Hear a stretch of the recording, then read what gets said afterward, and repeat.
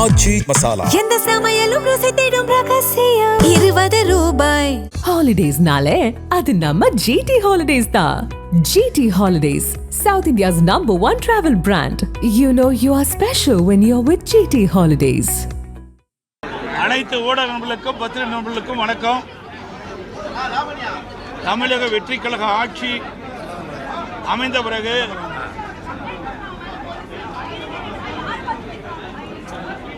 வேளாண் பட்ஜெட் முதலில் 2ஆம் நாளில் தாக்கல் செய்யப்பட்டிருக்கின்றார்கள். முதல் வேளாண் பட்ஜெட்.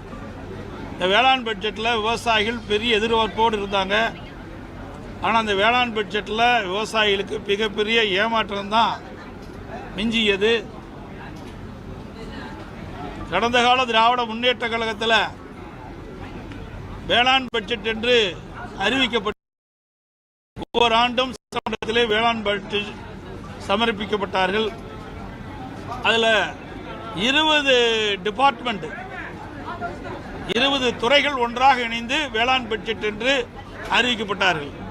அதே நிலையில்தான் இன்றைக்கு புதிதாக அமைந்துள்ள தமிழக வெற்றி கழக அரசு தமிழக விவசாயிகளை ஏமாற்றுகின்ற விதமாக வேளாண் பட்ஜெட் என்று அறிவிக்கப்பட்டு சுமார் 2.5 மணி நேரம் அந்த வேளாண் பட்ஜெட்டை வாசித்தார்.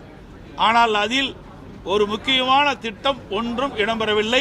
விவசாயிகளுக்கு பயனளிக்கக்கூடிய திட்டம் எதுவும் இடம்பெறவில்லை. ஏற்கனவே ஒவ்வொரு ஆண்டும் வேளாண் மானிய கோரிக்கை நடைபெறுகின்ற பொழுது என்ன அறிவிப்பு இருக்கின்றதோ அதே அறிவிப்பு தான் வேளாண் பட்ஜெட்டிலும் இடம்பெற்றிருக்கின்றது. கடந்த காலத்தில் திராவிட முன்னேற்ற கழக ஆட்சியில் 20 துறையும் ஒன்றாக இணைத்து வேளாண் பட்ஜெட்டை அறிவித்தார்கள். அதில் எப்படி துறை வாரியாக இந்த 20 துறை வாரியாக எப்படி அறிவிக்கப்பட்டதோ அதே போலதான் இன்றைக்கு தமிழக வெற்றி கழகம் வேளாண் பட்ஜெட்டை சட்டமன்றத்தில் சமர்ப்பிக்கின்ற பொழுது அதே திருப்பி ஸ்டிக்கர் ஒட்டி அறிவிச்சிருக்கிறாங்க. அவ்வளவுதான், புதுசாக எதுவுமே இல்லை.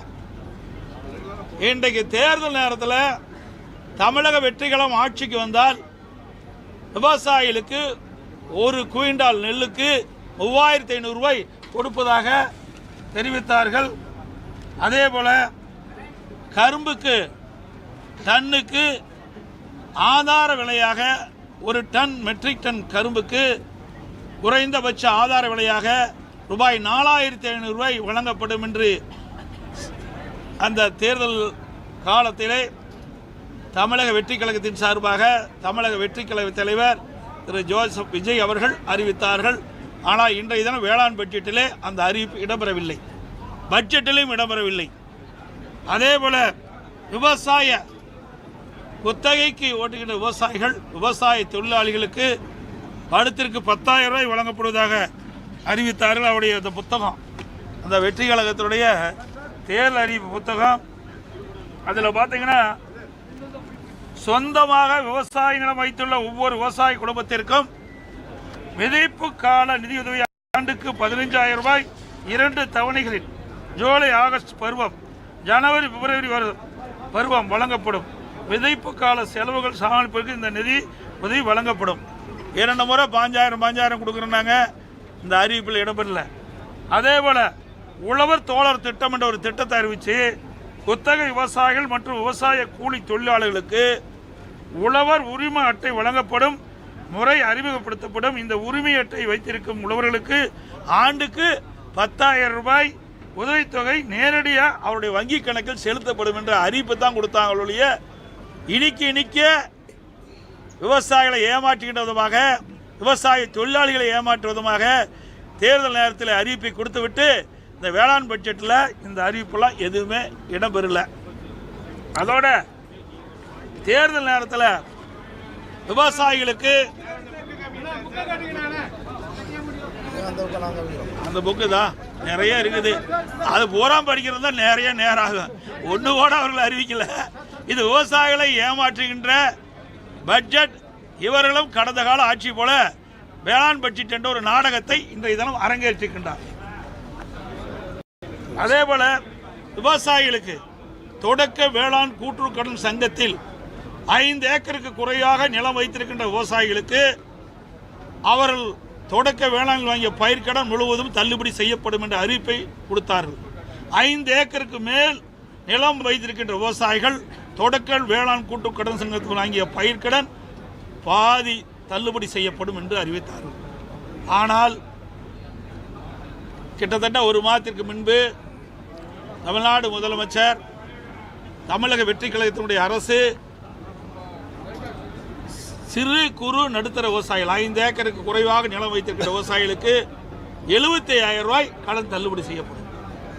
அதற்கு மேல் இருக்கின்ற அனைத்து விவசாயிகளுக்குமே, இந்த சிறு குறு விவசாயம் சரி பெரு விவசாயம் அனைவருக்கும் 35,000 ரூபாய் தான் பயிர்க்கடன் தள்ளுபடி செய்யப்படும் என்ற அறிவிப்பை கொடுத்திருக்கிறார்கள்.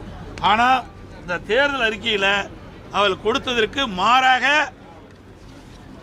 விவசாயியுடைய கடன் தள்ளுபடி செய்திருக்கிறார்கள். ஆக மொத்தம் விவசாயிகளை ஏமாற்றியிருக்கின்றார்கள். இதுதான் இந்த பட்ஜெட்டில் காண முடிகிறது. உண்மையிலேயே விவசாயிகளுக்கு நன்மை கிடைக்கக்கூடிய பட்ஜெட் இது இல்லை என்பதை இந்த நேரத்தில் தெரிவிக்கிறேன். அதோட அதிமுக ஆட்சியில் பல்வேறு திட்டங்களை நான் நிறைவேற்றி கொடுத்தோம். குடிமராமத்து திட்டம் என்ற அற்புதமான திட்டத்தை கொண்டு வந்து நிறைவேற்றிக்கிறோம். ஏரி குளம் குட்டைகள் அனைத்தும் தூர்வாரப்பட்டது. அது பல திட்டத்தை இணைச்சு இன்னைக்கு அறிவிச்சிருக்கிறாங்க. அது ஒரு 1500 கோடி அறிவிச்சிருக்கிறாங்க. ஆனால் அது முழுசா குடிமராமத்து திட்டம் அறிவிக்கல. அனைத்து இந்திய அண்ணா திராவிட முன்னேற்ற கழகம் ஆட்சி இருக்கின்ற பொழுது ஊராட்சி ஒன்றியத்தின் மூலமாக இருக்கின்ற சுமார் 24,000 ஏரிகள், 26,000 ஏரிகள், அதில் குளம் குட்டை நீர்நிலைகள்லாம் தூர்வாரப்பட்டு மழை காலத்தில் தண்ணீர் தேங்கக்கூடிய சூழலை உருவாக்கி தந்தோம். அதே போல பொதுப்பணித்துறையின் கீழ் இருக்கின்ற 14,000 ஏரிகளில் சுமார் 6,000 ஏரிகள் தூர்வாரப்பட்டன. அதற்காக சுமார் 1,240 கோடி நிதி ஒதுக்கீடு செய்யப்பட்டது. இதனால் இப்பொழுது இருக்கின்ற வறட்சி காலத்தில் அனைத்து இந்திய அண்ணா திராவிட முன்னேற்ற கழக ஆட்சியில் தூர்வாரப்பட்ட ஏரியில் தூர்வாரப்பட்ட காரணத்தினால் இன்றைக்கு நீர்நிலைகள் அங்கங்கே தண்ணி இருக்கின்றது. நிலத்தடி நீர் அங்கங்கே பல பகுதியில் வற்றாமல் இருக்கின்றது. இவ்வளவு வறட்சியான காலத்திலும் அனைத்து இந்திய அண்ணா திராவிட முன்னேற்ற கழக ஆட்சியில் போடப்பட்ட திட்டம் இன்றைக்கு விவசாயிகளுக்கும் பொதுமக்களுக்கும் கை கொடுக்கின்றது. ஆனால் அந்த திட்டத்துக்கு முழுமையான அறிவிப்பு கிடையாது, தடுப்பணை அமைப்பு கிடையாது. பல துறையை இதில் இணைச்சிருக்கிறாங்க. ஏன்னா ஒவ்வொரு துறைக்கும் ஒரு அமைச்சர் இருக்கிறாங்க. இன்றைக்கு நேற்றைய தினம் பொது பட்ஜெட் போட்டாங்க, ஒவ்வொரு துறைக்கும் நிதி ஒதுக்கீடு செஞ்சிருக்கிறாங்க. இன்றைக்கு இந்த பொது பட்ஜெட்டும் வேளாண் பட்ஜெட்டும் முடிந்த பிறகு பதிலுரை அவர்கள் அளித்த பிறகு ஒவ்வொரு துறைக்கும் மானிய கோரிக்கை நடைபெறும். அந்த மானிய கோரிக்கையின் போது அந்த துறை வாரியாக அந்தந்த அமைச்சர்கள் அவர் தெரிவிப்பாங்க. அதையெல்லாம் இணைச்சு 20 துறைகளை ஒன்றாக இணைச்சு வேளாண் பட்ஜெட் இருக்காங்க. அப்புறம் எதுக்கு அந்த 20 துறைக்கு மந்திரி தேவை? அந்த 20 துறைக்கு ஏன் மானிய கோரிக்கை நடைபெறும்? தேவையே இல்லையே. ஆக இதையெல்லாம் விவசாயிகளை ஏமாற்றுவதற்காக கடந்த கால அரசு நாடகம் போடுது. இந்த அரசும் ஒரு நாடகத்தை போட்டு விவசாயிகளுக்கு மிகப்பெரிய ஏமாற்றத்தை தந்திருக்கிறது. அதெல்லாம் ஒன்றுமே காணாம். மேகதாதும் இல்லை, மேகதாது பற்றி சொல்லலை. அதெல்லாம் நீர்வளத்துறை அமைச்சரில் வரும்போது வரும்னு நினைக்கிறேன். ஏன்னா இதெல்லாம் வேளாண் பட்ஜெட் உங்களுக்கு நல்லா தெரியும். ஏன்னா 20 துறை ஒன்றா வச்சு தான் போட்டுக்கிறாங்க. அது 2.5 மணி நேரம் பேசுகிறாரு. கிட்டத்தட்ட 2 மணி நேரம். பொது பட்ஜெட் கூட 2 மணி நேரம் 31 நிமிஷம் தான். ஆனால் வேளாண் பட்ஜெட்டில் வேளாண் துறை அமைச்சர் கிட்டத்தட்ட 2 மணி நேரம் 35 நிமிடம் பேசியிருக்காரு. அதுதான் சாதனையாக வேளாண் பட்ஜெட்டுடைய சாதனை. 2 மணி நேரம் 35 நிமிஷம் பேசி வேளாண் பெருமக்களுக்கு எதுவுமே கிடைக்காம, எந்த ஒரு பயனும் கிடைக்காம இந்த அரசு வேளாண் பட்ஜெட்டை சமர்ப்பிக்கும். ஓதுங்க. இப்போ 2.5 மணி நேரம் கேட்டது பத்தலையா? 2.5 மணி நேரம் கேட்டு இல்லை பிரயோஜனம் இருக்குது? ஏதாவது பயன் இருக்குதா? அவர்கள் கொடுக்க நாங்கள் ஒன்றும் சொல்லலைங்க. அவர்கள் அறிவிக்கணும்ல. எவ்வளோ அறிவிப்பு அறிவிச்சிருக்கிறாங்க. நேற்றைய தினமும் 43 கிட்டத்தட்ட பொது பட்ஜெட்டில் தமிழக வெற்றி கழகம் தேர்தல் நேரத்தில் கொடுக்கப்பட்ட அறிவிப்புக்கு எதுவுமே நிறைவேற்றல. கொடுக்கப்பட்ட வாக்குறுதி எதுவுமே நிறைவேற்றல. இன்றைய தினமும் 2026 சட்டமன்ற பொதுத் தேர்தலில் தமிழக வெற்றி கழகம் கொடுக்கப்பட்ட விவசாயிகளுக்கு கொடுக்கப்பட்ட வாக்குறுதி நிறைவேற்றல. அதுதான் இப்பொழுது ஊடகத்தின் வாயிலாக பத்திரிகையின் வாயிலாக விவசாய பெண்களுக்கு தெரிந்து கொள்ள வேண்டும். அதிமுக ஆட்சியில் எவ்வளோ செஞ்சோம். பாதுகாக்கப்பட்ட வேளாண் மண்டலம் கொண்டு வந்தோம். குடிமராமத்து திட்டத்தை கொண்டு வந்தோம், தூர்வாரின்ற பணியை மேற்கொண்டோம், 50 ஆண்டு காலம் தீர்க்கப்படாத காவிரி நதிநீர் பிரச்சனைக்கு தீர்வு கண்டோம். எல்லாமே செஞ்சது அதிமுக ஆட்சி. வறட்சி வருகின்ற பொழுது விவசாயிகளுக்கு தேவையான உதவிகளை செஞ்சோம். 2 முறை விவசாயிகள் வாங்கிய தொடக்க வேளாண் கூட்டுறவு சங்கத்தில் வாங்கிய பயிர்க்கடன் ஒரு 5 ஆண்டில் 2 முறை தள்ளுபடி செய்த அரசு அதிமுக அரசு. அதே போல விவசாயிகள் பேரிடர் காலத்தில் விவசாயியுடைய விளைநிலங்கள் பயிரிட்டிருக்கின்ற விளைநிலங்களில் பயிர்கள் சேதமடைஞ்சா அந்த பயிர் காப்பீட்டு திட்டத்தின் மூலமாக இந்தியாவிலேயே அதிக இழப்பீட்டுத் தொகையை விவசாயிகளுக்கு பெற்றுத்தந்த அரசு அதிமுக அரசாங்கம். இவ்வளவு நாங்கள் செஞ்சோம். கொரோனா காலத்தை கூட விவசாயிகள் பாதிக்கூடாது என்பதற்காக பல்வேறு திட்டங்களை கொண்டு வந்து நிறைவேற்றி தந்திருக்கிறோம். ஆனால் இன்றைக்கு வேளாண் பட்ஜெட் என்று ஒரு பட்ஜெட்டை அறிவித்து வேளாண் பெருமக்களுக்கு எந்த நன்மையும் கிடைக்க முடியாத பட்ஜெட் இந்த வேளாண் பட்ஜெட் என்பதை இந்த நேரத்தில் தெரிவிக்கிறேன்.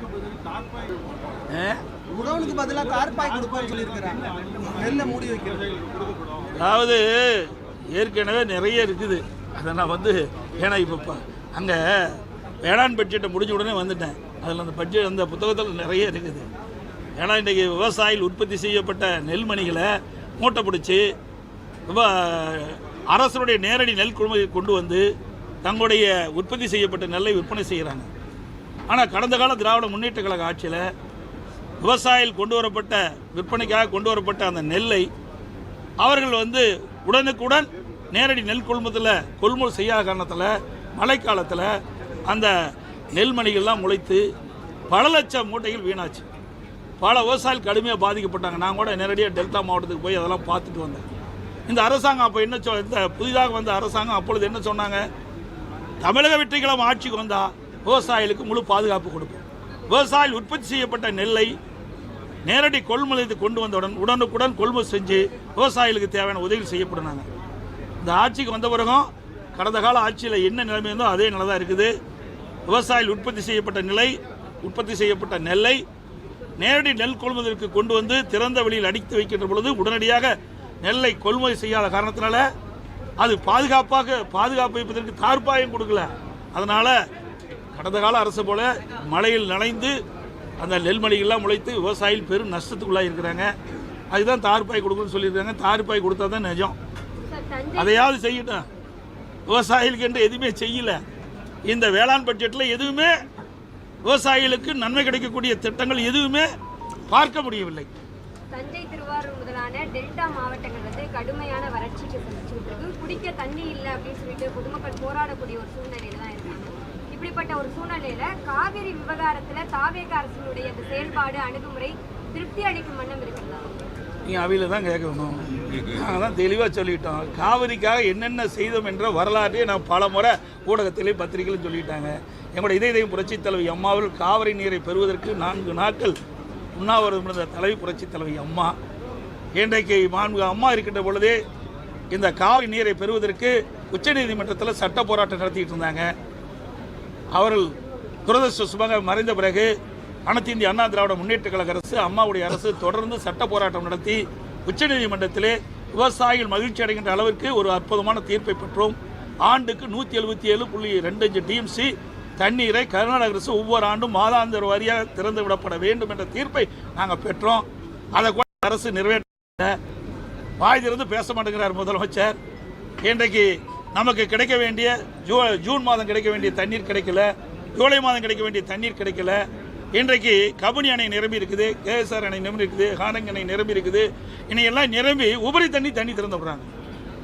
மாதாந்த வாரியாக நமக்கு தண்ணீர் கிடைத்திருந்தால் நாம் உரிய நேரத்தில் நமக்கு டெல்டா பகுதியில் இருக்கின்ற விவசாயிகளுக்கு குறுவை சாகுபடி செய்வதற்கு தேவையான நீர் கிடைச்சிருக்கும். ஆனால் மாதாந்திர வாரியாக நமக்கு கர்நாடக அரசு தண்ணீர் திறக்கவில்லை. இந்த அரசு தண்ணீர் பெறுவதற்கு எந்த முயற்சியும் எடுக்கலை. வாய் திறந்து கூட பேச மாட்டேங்கிறார். அது மட்டும் இல்லை, ஒட்டுமொத்த தமிழ்நாட்டிற்கு இழுக்கு ஏற்படுகின்ற விதத்தில், தலைகுனி ஏற்படுகின்ற விதத்தில் இவர் கர்நாடகத்துக்கு போகிறங்கிறாரு. கர்நாடக முதலமைச்சர் வர வேண்டான்னு சொல்கிறார். கர்நாடக முதலமைச்சர் கர்நாடகத்துக்கு வர வேண்டான்னு சொல்கிறார். எந்த அளவுக்கு இன்றைக்கு தமிழ்நாட்டுக்கு தலைகுனி ஏற்பட்டிருக்கிறது முதலமைச்சர் எண்ணி பார்க்க வேண்டும். இது தனிப்பட்ட முறையில் கிடையாது. இன்றைக்கு முதலமைச்சர் என்பது தமிழ்நாட்டுடைய முதலமைச்சர். இன்றைக்கு தமிழ்நாட்டுக்கு அனைத்து மக்களுக்கும் முதலமைச்சராக இருக்கிறார். தேர்தல் வர வரைக்கும் வேற, தேர்தல் வந்த பிறகு முதலமைச்சர் என்ற பொறுப்பு வந்த பிறகு ஒட்டுமொத்த தமிழ்நாட்டு மக்களுடைய நலன் சார்ந்த பிரச்சனையாக பார்க்க வேண்டும். ஒட்டுமொத்த தமிழ்நாட்டு மக்களுக்கு தலைகுனிவு ஏற்படுகிற அளவிற்கு அவருடைய செயல்பாடு அமைந்துள்ளது வருத்தம் அளிக்கிறது. மொத்தமா இந்த பட்ஜெட்டுக்கு எத்தனை மார்க்ஸ் சார் நேற்றே சொல்லிட்டேன், நேற்றைய தினமே அவர் பொது பட்ஜெட்டுக்கே 0 தான் கொடுத்துருக்குறாங்க, வேளாண் பட்ஜெட்டுக்கு -0 கொடுக்கலாம். அனல் பறக்கும் செய்திகளை அப்டேட் செய்து கொள்ள நக்கீரன் களத்தை இப்பவே சப்ஸ்கிரைப் பண்ணுங்க.